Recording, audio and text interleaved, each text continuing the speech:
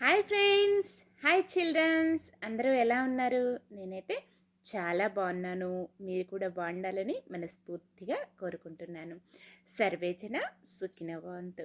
మరి ఇప్పుడు story time కదా, చక్కగా నేనైతే మీ ముందుకి ఇంకొక కథతో మీ ముందుకు వచ్చేసాను.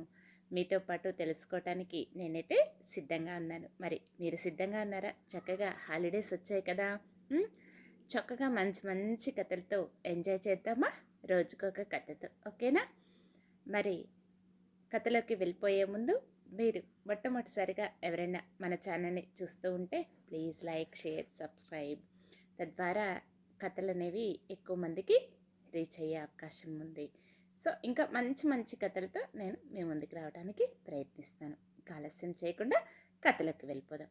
ఈరోజు మనం తెలుసుకోబోయేటటువంటి కథ 4 ఆవులు. ఓకేనా? ఒక ఊరి చివర పచ్చని మైదానం ఉంది. ఆ మైదానంలో ఆ 4 ఆవులు ఎంతో సఖ్యంగా స్నేహంగా ఉండేవి. ఉంటూ కలిసి గడ్డి మేయటానికి వెళ్ళేవి. చక్కగా అవన్నీ కూడా కలిసి తిరగటం చేసేవన్నమాట. అయితే అవి కలిసిమెలిసి ఉండటం వల్ల, కలిసి గడ్డి మేయటం వల్ల, కలిసి తిరగటము ఇలా చేస్తూ ఉండేవి కదా. ఇవి ఎప్పుడూ కూడా అలా కలిసిమెలిసి ఉండేవి కాబట్టి పులి, సింహాలు వీటి జోలికి రాకుండా ఉండేవి. ఓకేనా? అయితే కొంతకాలానికి ఏదో ఒక విషయంలో వాటి మధ్య దెబ్బలాట జరిగింది. ఓకేనా? కొంతకాలానికి ఒక విషయంలో ఆ 4 ఆవుల మధ్య ఆ దెబ్బలాట జరిగేసరికి అవి ఇంకా చివరికి ఏమయ్యాయి? వాటి మధ్య దెబ్బలాట జరిగింది కదా, ఆ 4 ఆవులు కూడా 4 వైపులా విడివిడిగా గడ్డి మేయటానికి వెళ్ళాయి. ఓకేనా? ఆ 4 ఆవులు విడివిడిగా గడ్డి మేయటానికి వెళ్ళాయి.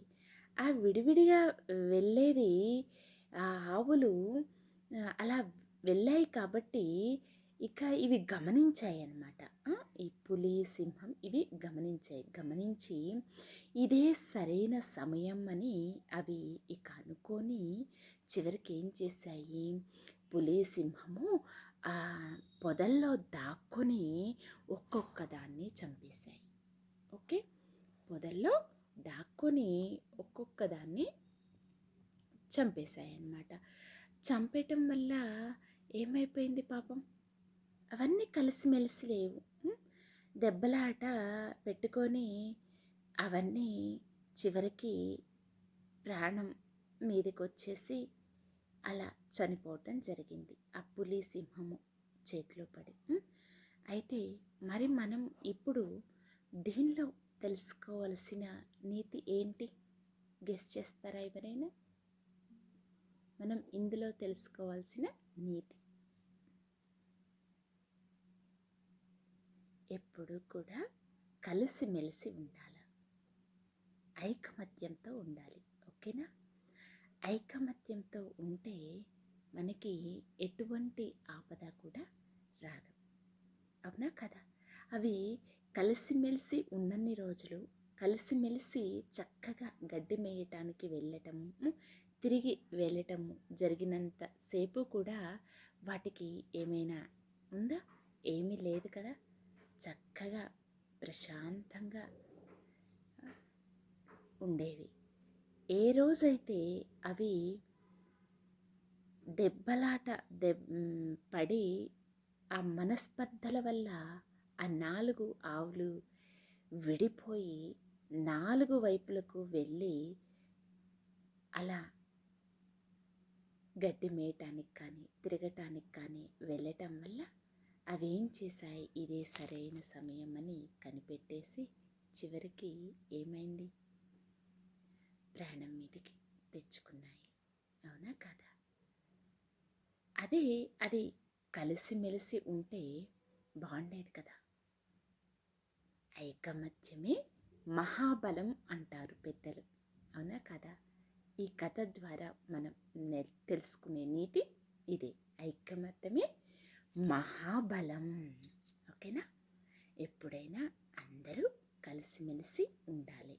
మన కుటుంబ సభ్యులే కలిసి మొట్టమొదటిసారిగా మన కుటుంబంలో మన కుటుంబ సభ్యులు అందరము కూడా ఐక్యమత్యంతో కలిసిమెలిసి ఉండాలి.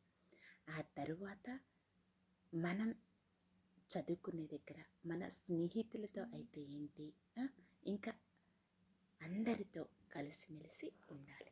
అప్పుడు మనకొక స్ట్రెంగ్త్ అన్నమాట అది. ఓకేనా?